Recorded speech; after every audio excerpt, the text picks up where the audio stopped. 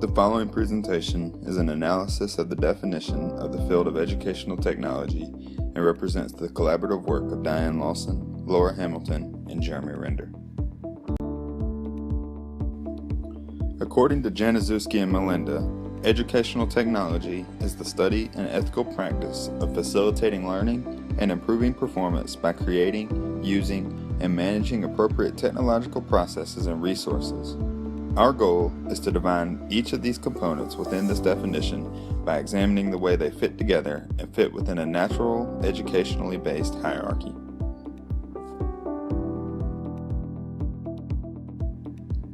At the very heart of the definition of educational technology is the concept of facilitating learning and improving performance. All of the steps that we take as educators should be done with the sole purpose of helping our students reach their academic potential. Educational technology is no exception, and we must ensure that the implementation of technology in our classrooms is driven by the effort to facilitate genuine learning. It's only when this authentic learning occurs that we can readily see improvement in our students' performance. If facilitating student learning and improving student performance are not at the forefront of our minds, we've completely missed the mark of educational technology, according to Januszewski and Melinda. With facilitating student learning and improving student performance at the pinnacle of the hierarchy, other major components in Januszewski and Melinda's definition branch out to support this goal. These major branches include the study of educational technology, ethics, creating, using, management, technological processes, and technological resources.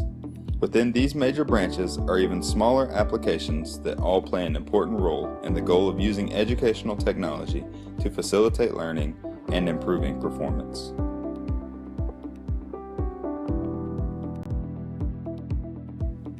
The acknowledgement that there is a true study of educational technology is fundamental to the implementation of technology in our classrooms because it emphasizes that the field is one worthy of distinction and merits recognition.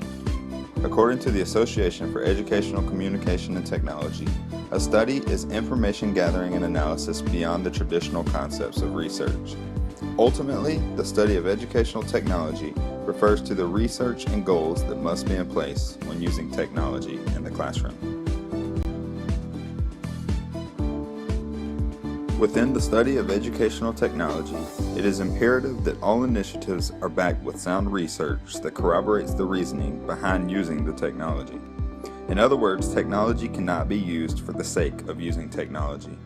When one conducts adequate research, they can ensure that the use of technology supports the idea of facilitating authentic learning and guarantee that the technology can be used with fidelity.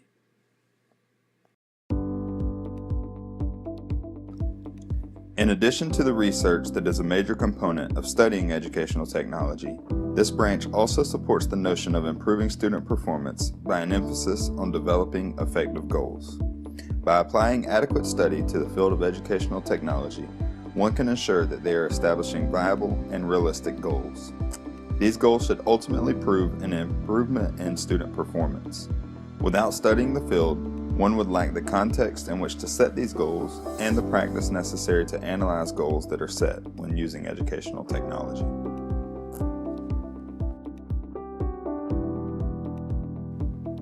The second major branch of educational technology is the concept of ethics and ethical practice. According to the AECT, ethics are not merely rules and expectations, but are a basis for practice. Because educational technology literally opens up a world of possibilities within the walls of our classrooms, we must be mindful that there are going to be ethical issues that must be addressed for our students and our teachers. There are a number of ethical issues that face students as they use various forms of educational technology in the classroom. With everything from unauthorized access, objectionable material, privacy, and safety, students with regular access to technology are inundated with ethical decisions.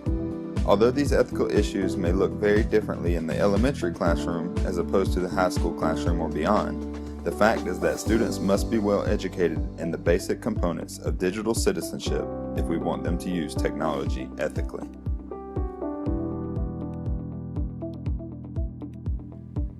Teachers must also face a variety of ethical issues when they make the commitment to using technology in the classroom. Technology in many ways can give them more control over the accountability measures that guide their classrooms, and teachers must be intentional in using this control ethically. Teachers must also remain focused and ensure that the technology in the classroom is being used to support those two major goals of facilitating learning and improving performance, and is not merely babysitting students. Doing so marks a commitment to their ethical duty to serve their students. Finally, teachers must ultimately be aware that they are the professional in the room, and the responsibility of ethical use falls on their shoulders. As a result, we must move beyond lists of do's and don'ts and acceptable use policies, and make sure that our teachers and students are aware and educated so that they can use technology effectively and ethically. The idea of creating, contained in the definition of educational technology, really bridges the gap between the teacher and student because technology naturally promotes a sense of creativity in both. Teachers can use technology to create lessons that help achieve those core values of facilitating learning and improving performance. By the same token, students can use technology in non-traditional ways to make creations that show this genuine learning and mark improved performance.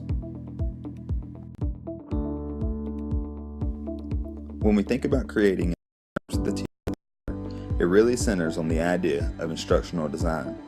According to Isiaka, instructional design refers to the creation of authentic learning environments. There are a number of instructional design models that exist. One is the ADDIE model, which has become the traditional means of creating an e-learning classroom. Another is Merrill's Principle of Instruction, or MPI, which focuses on tasks created around real-world problems. Ultimately, the nature of instructional design within educational technology gives the teacher a framework to use as technology facilitates the creation of a course or an activity. All of the major instructional design models point to the use of problem-based learning. This idea of solving real-world problems corroborates the concept of creation because students can and should be using the technology to create these solutions. For example, if students are using concepts of science to try and prevent erosion on the playground, there are many forms of educational technology that could be used in the creation of that solution. They could take and maintain data using proper software on a device. They could use a modeling program to design a product that could eliminate the problem. They could even use 3D printing to create that product and conduct authentic testing. When instructional design is intimately married with problem-based learning in the classroom, both teachers and students can effectively use educational technology for creations that truly show genuine learning and improve student performance. The idea of using educational technology really emphasizes a commitment to educational technology because it represents the culmination of prior research and true implementation. When we look at using in terms of technology in the classroom, we're agreeing that technology will become a naturally included element and not just a special occasion. For example, if we're using a one-to-one program at the elementary level, we have to be willing to accept the fact that losing the privilege of using a device is not an appropriate consequence because the technology is such an integral component of facilitating learning and improving performance. The Association for Educational Communication and Technology defines using as the point where the solution meets the problem. While this definition is a bit abstract, it really encompasses a dedication to using educational technology. For example, let's say a teacher is having trouble analyzing whether or not his or her students are having difficulty using research to make arguments. According to the SAMR model, which analyzes the idea of using technology to redefine lessons, simply using a word processor instead of pencil and paper does not enhance the lesson and does not help bring a solution to the problem. Allowing the student to convey analytical thought through the use of multimedia tools in a presentation, however, redefines the lesson according to SAMR and help brings a solution to the problem. Students come to gain a better understanding of making a research-based argument, and the teacher gains a clearer understanding of where his or her students are within that concept. This is critically important if we want educational technology to help us in our goal of facilitating student learning and improving performance. Interestingly enough, despite the newness that seems to be associated with using educational technology to redefine lessons and bring solutions to problems, the fact is that this idea is really rooted in timeless educational theories. One of the fundamental theories directly connected with educational technology is Vygotsky's idea of scaffolding and teaching in the zone of proximal development. Connecting back to the SAMR model, as a teacher begins to redefine their lessons with the enhancements provided by technology, they can naturally use this progression as a means of scaffolding their students and teaching in the zone of proximal development. As we will see later, using technology is a process, and this process of teaching how to actually use technology works hand in hand with this theory as well. Another educational theory on which educational technology is firmly rooted is that of constructivism. Constructing learning through authentic experiences is really the goal and effect of committing to the concepts of using technology for creation within a real-world context. In other words, when students use educational technology appropriately, they are learning through authentic experience. This is invaluable, again, to the goal of facilitating learning and improving our students' performance. Once educators commit to the use of educational technology, managing this technology becomes a very practical concern. In other words, one must determine what using the educational technology will truly look like in its regular use. There are really two major concerns when it comes to the management of technology: the systems in place and accountability. Management systems in terms of educational technology are a very broad topic that can mean very different things at very different levels. For example, in the elementary classroom, a management system can be something as simple as numbering devices to ensure that each student uses the same device regularly. At the high school level, it could be the consistent use of usernames and passwords. Beyond that, management systems can refer to the use of a learning management system, such as Blackboard or Canvas, that is directly connected to the instructional design model that the teacher has used to create their course. Regardless of how big or small, maintaining effective management systems is key if we want educational technology to facilitate student learning and improve performance. Managing educational technology also addresses the ethical idea of accountability. In other words, our management systems must ensure that both students and teachers are accountable for the ways in which technology is being used in our classrooms. For students, these systems can ensure appropriate use and caretaking of technology. For educators, these management systems can ensure that content is being delivered in a way that is guaranteed and viable. Management ultimately boils down to the idea that educational technology is being used with fidelity and does not compromise the goals of facilitating learning and improving performance. Technological processes and resources really address the planning that's involved once an educator introduces educational technology into the classroom. Without spending adequate time on the processes connected to implementing technology, or becoming familiar with the vast amounts of resources available, teachers and students will have a difficult time ensuring that their efforts will promote authentic learning and improve performance. Using educational technology in the classroom requires a commitment to embracing the processes involved. In other words, we cannot throw technology in the classroom and expect our teachers and students to immediately use it effectively. There are certain steps that must take place to ensure our teachers are comfortable with technology. For example, we cannot hand our teachers 3D pens and expect them to create meaningful lessons for our students without proper guidance and professional development. Furthermore, there are many steps that must be intentionally taught before students can use technology in a way that represents creativity.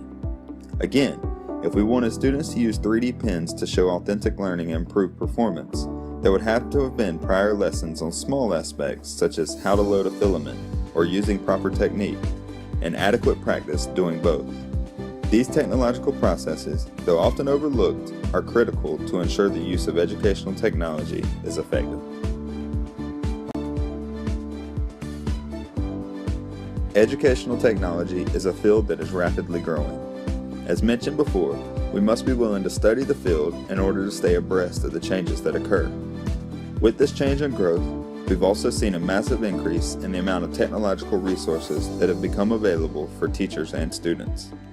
Both have access to so much more through the use of technology that it demands the intentional use of professional discernment. For example, teachers and students now have access to almost any primary source that exists through the increased digitization of these documents. However, both students and teachers must be aware of the methods of attaining these documents and use this professional discernment in doing so. Teachers may not want to use letters scanned in from the Sons of the Confederacy if they are wishing for their students to write an objective piece on the Civil War. Or, middle school students would not want to use the project of a second grader on Robert E. Lee if they were conducting a similar assignment. Ultimately, the amount of resources makes the intentional teaching of digital citizenship, discernment, and focus on ethics even more critical, while simultaneously opening the door to endless possibilities. In conclusion, the field of educational technology is one that is vast and becoming a mainstay in the world of education. While there are many components that make up educational technology, it is abundantly clear that the central focus is that of facilitating authentic learning and increasing student performance. Each element of educational technology, while important in their own regard, should serve to support these two goals. Keeping this focus is the most effective way of implementing, promoting, and sustaining educational technology in our classrooms.